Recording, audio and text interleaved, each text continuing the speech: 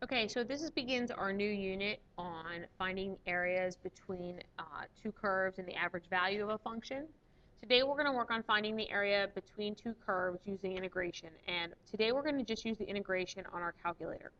To relate this back to our previous unit, in the previous unit we were finding the area between a curve and the x-axis given a lower x value and an upper x value. Today, instead of between the curve and the x-axis, it's going to be between two actual curves. So we're going to start off kind of the same way we used to. We are going to find the area between the x-axis, the vertical lines, natural log of 2 and natural log of 4, and the graph of e to the x. So the first thing we're going to want to do is graph e to the x, which we know is an exponential growth curve. So I don't really know that we need to draw that on our calculator. We know that the curve is going to look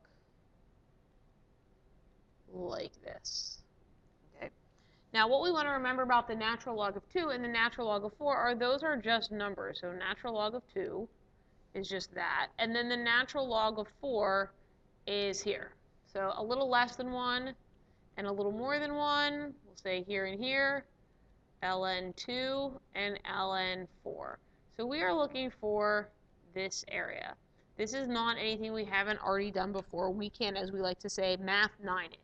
So we're going to set up our integral, the natural log of 2 to the natural log of 4, e to the x dx.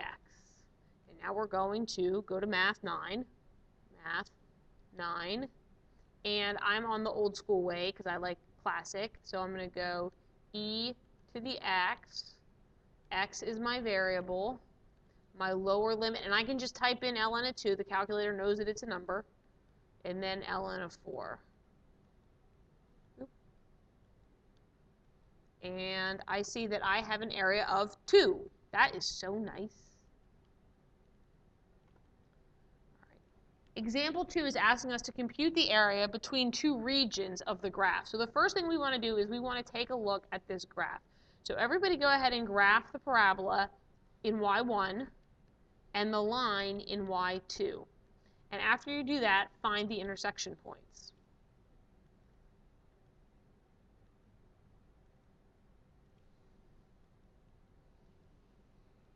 So I already have the graph here for us. I graphed it previously, and I loaded it up. And I want to find, just to be really clear, this is the area I want to find.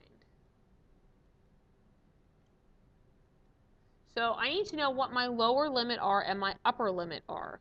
So what I'm going to do is I'm going to find those intersection points. And I find, using my calculator, and everyone go ahead, second, trace, intersect. I find I have an intersection at x equals 1, and I have another intersection at x equals 5. So those are my lower and my upper limits. So I'm going to take the integral from 1 to 5 of f of x minus g of x. Everybody write this down. We're going to remember f of x is the top,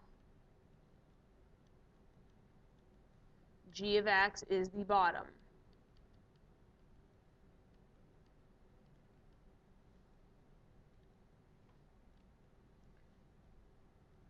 All right, so we're going to go ahead and we're going to, as we like to say, math 9 that. So math, makes it a little bigger. Math 9. And we've got f of x. Now, if you've actually, this is a situation where maybe entering these in would be easier. So I'm going to go, so since I didn't have that, I'm going to put it in right now. And then 5 minus 2x. Oh, duty. That one didn't come out right.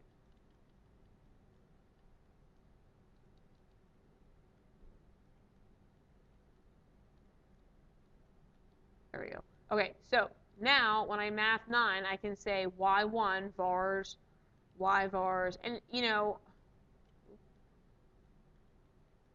we don't normally do this, but because it's a lot of typing otherwise, and I got to be really careful with my parentheses. I mean, you can, you just have to be careful with your parentheses. Y1 minus vars, y vars, function, y2, x is my variable, and I'm going from 1 to 5. And I get this area of, it looks like it's going to be 10 2/3. I wonder if you can math enter. Oh, you can, bonus. So we get 32 divided by 3.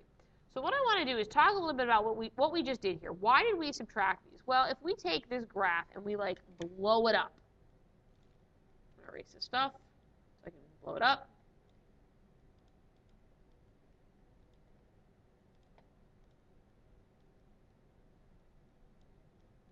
So if I took this graph, what I'm doing is from here at 1 to about here, I don't know what this is, like 2 and stuff. It's pretty obvious. I want the area under the curve, but I don't want the line. Like I don't want this little triangle that's made here.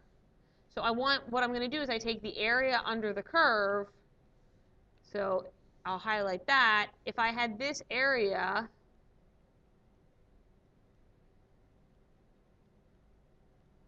I don't want this line,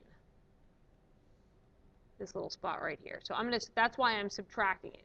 Now, if you look past this x-intercept, normally this would be a negative amount. But if I take the negative amount here to 5, so now you have to imagine if I took the triangle amount,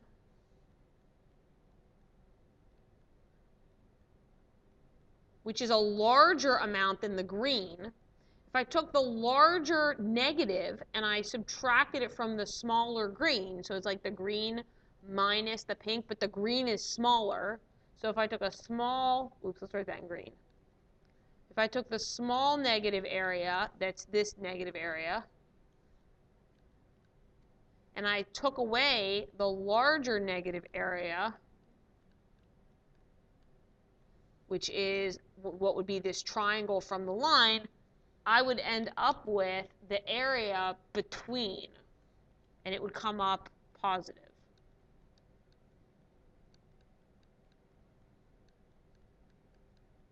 We are going to explore this more in depth as we get through the unit.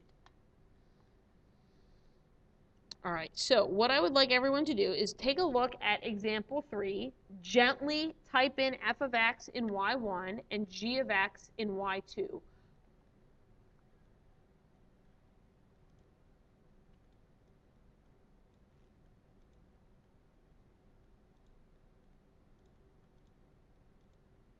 Are you kidding me? It froze. Of course it did. This is why I loaded the pictures ahead of time. So, pause the video. I will have to pick up my old school calculator and type them in. All right, just to let you know, on this graph that I preloaded, I have an x minimum of -5, and I have an x max of +5. I have a y minimum of -20 and a y maximum of +20. If you wanted to know why yours didn't look exactly like mine. Again, pause the video until you have this graph. Okay, again, I'm very happy that I loaded this before the calculator died, because the next thing I need to do is I need to find out where do these two graphs intersect. So when I do that, the first place I find right here that this is -0.531. And then I have an upper limit, which is somewhere up here, of 1.313. So I've done that. Now, which function is greater on this interval? Okay. I need to figure out which function. When I set up my integral, I know it's going to be from -0.531 to 1.313. But I need to subtract, and I want to end up with an area. So most of this is located underneath. Whose area is going to be more negative? And that would be f of x. So I'm going to put y1, or f of x, minus g of x. So on my calculator, y1 minus y2. So everyone go ahead, and again, the reason I picked f of x to come first is that I'm looking for the area, and this is more, so if I took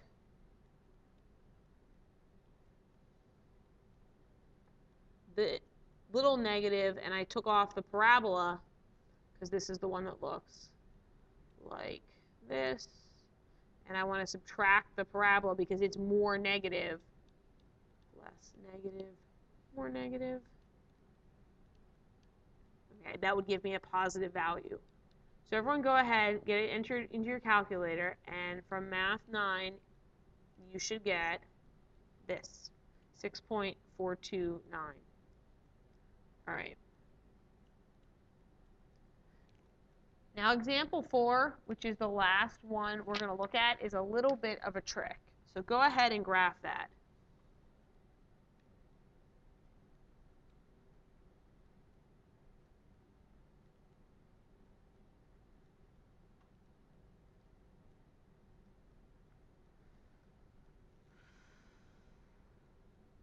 Okay, you should see this graph, and again, I want you to go ahead and find now I have 1, 2, 3 intersection points. Because there are 3 intersection points and they happen to be at -3, -1, and 1, because I have 3 intersection points, I need to set up 2 integrals. I need to kind of first find this area, and then I need to find this area. I would say of all the problems on this page, this one's probably my favorite, and here's why. First off, everything is above the x-axis, so I don't have to worry about who's more negative and all that fun stuff. So I see from -3 to -1, who is on top, the line or the cubic? Well, obviously, the cubic is on top. So I'll be taking the cubic and subtracting the area of the line. Then when I go to the second part, I have to say, okay, now who's the function on top? And that would be the line. So I want to take the line. So here's the line from -1 to +1. And you can see the white area that was left here and here. That's the area I need to subtract. You know what? I have a tool for this. There we go. So you can see between these two lines at -1 and 1, I have this little white area that I need subtracted.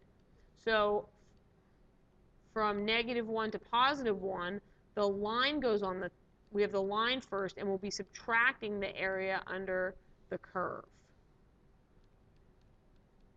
Now remember, this is y1, this is y2, this is y2, and then this is y1 with respect to x. So, and we're going to add these guys together because they're 2 separate areas. So everybody go ahead and calculate using Math 9 the 2 areas.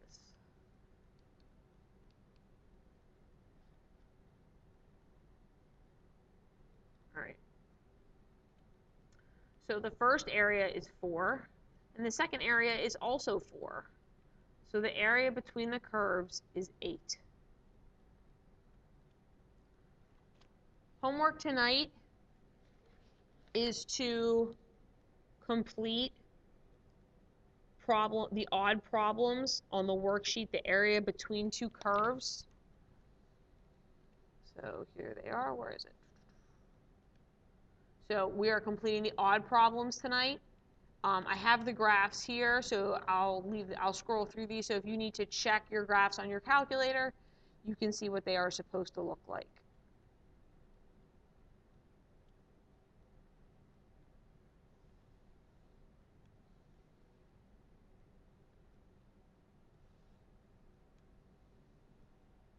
And these are the evens, which are for tomorrow night. And that's that. The answers will be on Edline tonight.